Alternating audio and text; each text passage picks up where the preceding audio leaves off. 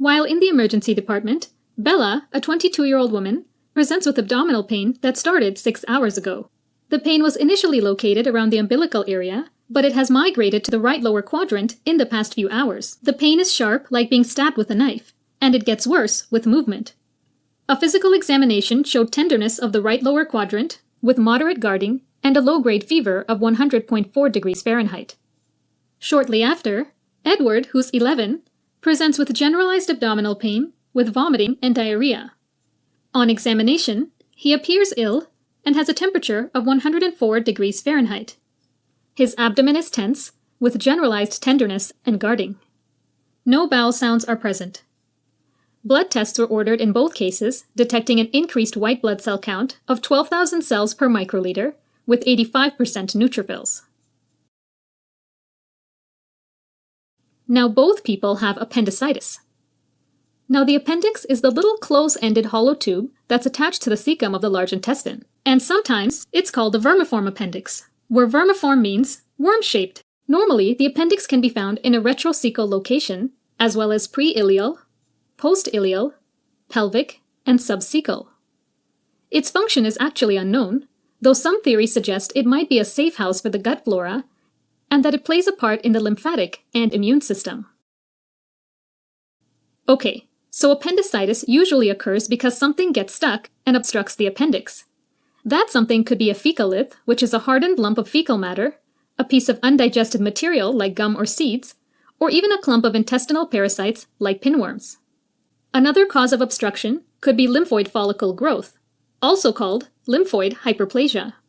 And a high-yield fact is that unlike a fecalith, this is more common in children. Now, because the intestinal lumen is always secreting mucus and fluids from its mucosa, fluid and mucus build up in the obstructed appendix, which increases the pressure inside. This makes it grow in size, and it will physically push on the nearby afferent visceral nerve fibers, causing abdominal pain. Along with that, the flora and the bacteria in the gut, usually E. coli and Bacteroides fragilis, will multiply in the appendix. This triggers the immune system to recruit white blood cells, and pus starts to accumulate, resulting in full-blown inflammation of the appendix. As the pressure keeps growing and the appendix continues to swell up, it will push on and compress nearby small blood vessels, causing ischemia and local necrosis. For your tests, remember that as a consequence, inflammation extends to the serosa of the appendix, where it begins to spread to the parietal peritoneum, irritating it. The growing colony of bacteria can then invade the wall of the appendix, causing more inflammation, and the wall becomes weaker and weaker to the point where the appendix can rupture. This is one of the worst complications of appendicitis, as it allows bacteria to escape into the peritoneum and cause peritonitis. Regarding symptoms, all you need to know is that acute appendicitis typically starts with nausea, vomiting, fever, and periumbilical abdominal pain due to visceral nerve irritation. Within 24 to 48 hours, the appendix becomes more swollen and inflamed, and it irritates the abdominal wall, causing the pain to get more severe and migrate to the right lower quadrant, as well as causing a fever. Also, it's a good idea to memorize some of the classical signs of this disease. First is McBurney's sign, which is tenderness at McBurney's point, which is located 1/3 of the distance from the anterior superior iliac spine to the belly button. Another sign is Rovsing's sign, which is palpation of the left lower quadrant and moving along the path of the large intestine towards the right. This will push the contents in the bowel towards the appendix, further irritating it, causing pain in the right lower quadrant. The obturator sign is when the person flexes the hip and knees to 90 degrees while lying down, and the clinician rotates the hip internally. Since the inflamed appendix lies in the pelvis, it will cause irritation of the obturator internus muscle when this maneuver is performed. Finally, we have the psoas sign, where the person lies on their left side and the clinician extends the right hip. Since the appendix borders the psoas muscle, when it's stretched by hip extension, the friction will lead to pain. An important and early sign of peritoneal irritation is abdominal guarding, which is when an individual tightens their abdominal muscles during palpation to try and lessen the pain. Then, there's Blumberg's sign, also known as rebound tenderness, where a deep palpation and quick release causes pain during the release. Diagnosis of appendicitis can be done with laboratory and imaging tests. For your exam, you need to know that blood tests will show increased white blood cell count with a neutrophil predominance of around 85%. Blood tests may also show dehydration or fluid and electrolyte imbalances. Don't forget that further investigation is needed to rule out other causes of abdominal pain. A urinalysis should be done to rule out genitourinary conditions. Irritation of the bladder or ureter by an inflamed appendix may result in mildly elevated urinary white blood cell count, while a significant elevation suggests there's a urinary tract infection. In addition, remember to rule out an ectopic pregnancy in females of childbearing age. Postmenarchal pediatric cases should get a urine pregnancy test, and adults should obtain a serum pregnancy test. When it comes to imaging, ultrasound is the first choice. It usually shows an enlarged appendix with a diameter of more than 6 millimeters, as well as tenderness over the appendix with compression of the ultrasound probe.